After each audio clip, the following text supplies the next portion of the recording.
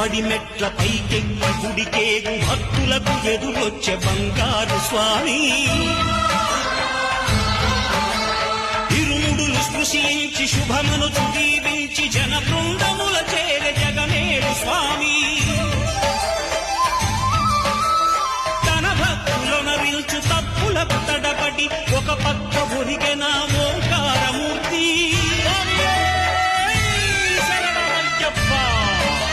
స్వాములందరూ తనకు సాయము కాగా ధీమంతుడై లేచే ఆ కన్య స్వామి పట్టబంధము వీడి భక్తతతికై